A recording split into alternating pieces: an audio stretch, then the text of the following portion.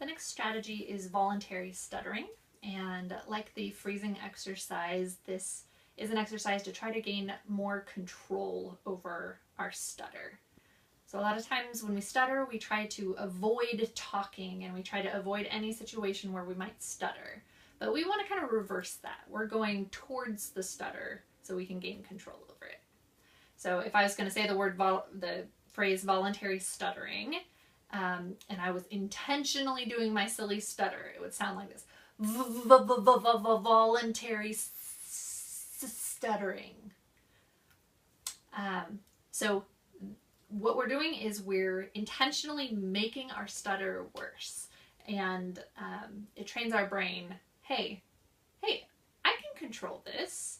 And there's a lot of times where you speak totally fluently, so we know that we know how to stutter and we know how to not stutter, and we'll gain a little bit more control over those.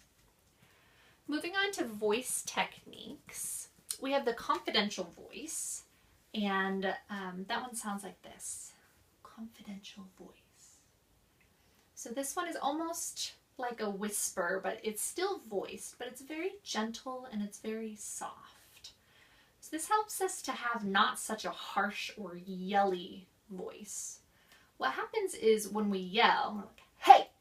What's happening is our vocal folds are kind of slapped together.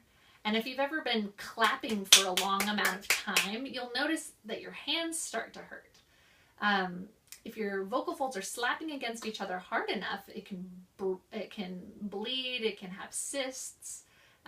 So what we want to do with our confidential voice is we're preventing our vocal folds from really slapping together, and it's just easier. It gives our vocal folds a little chance to rest. The next exercise is something like a stretch. So what you're going to do is you're going to say the sound E, but you're going to do it with your tongue sticking out. It'll feel ridiculous, it'll look ridiculous, but it's actually really good. So it'll look like this.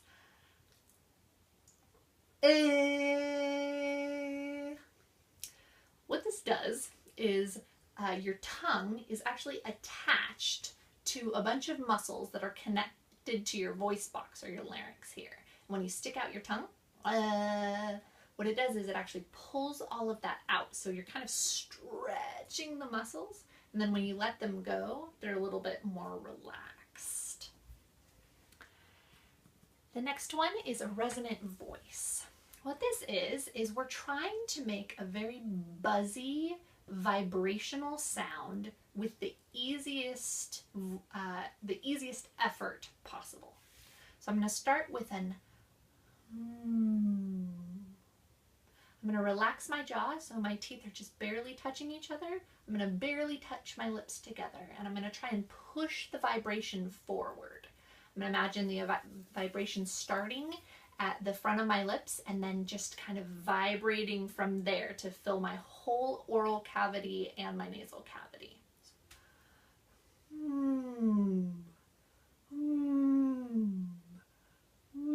Mom. So you can kind of hum with it, you can move it around.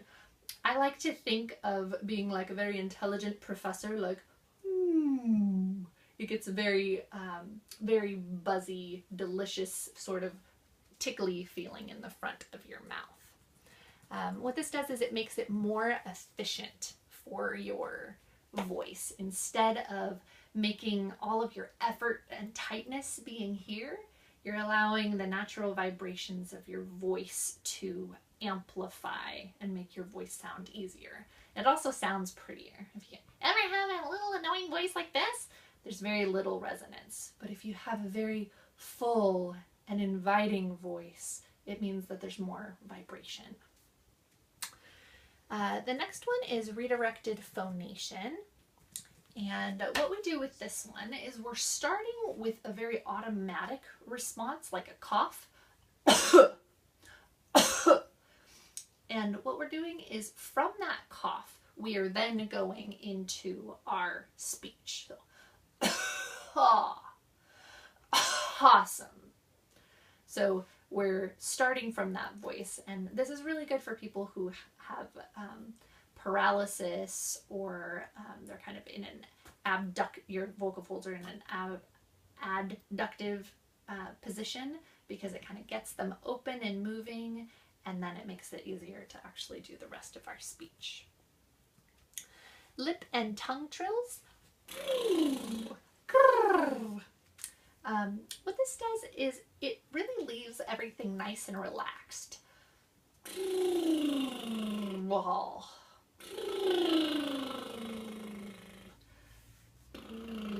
Baby. It's just relaxes and allows the voice to be easier.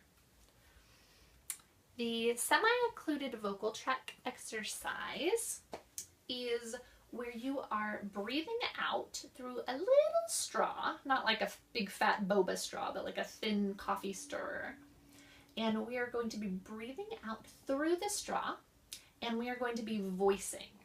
So it'll sound like this. If I was saying the phrase semi-occluded vocal tract exercise, I would say it like this. Semi-occluded vocal tract exercise. What this does is it's really controlling how much air I'm letting out, and so it helps me be a little bit more controlled with the air through the vocal folds, so I can control it and be able to have a more controlled voice. The last, two more. The second to last is the yawn sigh. So, hello. Hello. So the yawn sigh allows a lot of open space in the back of your mouth, and the sigh is a very relaxing, everything is relaxing there. And then I'm going into my speech saying hello, and that helps us carry that relaxed sense from our yawn sigh into our regular speech. Hello.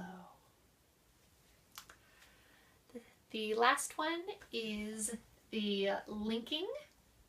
So what this does is it eliminates the pauses between our words, so it's not as much work for our vocal folds to start. It's kind of a continuous phonation. So instead of 1 apple, 2 apples, 3 apples, which is hard, each time I kind of have this slapping sensation. If I'm linking them, it sounds like this.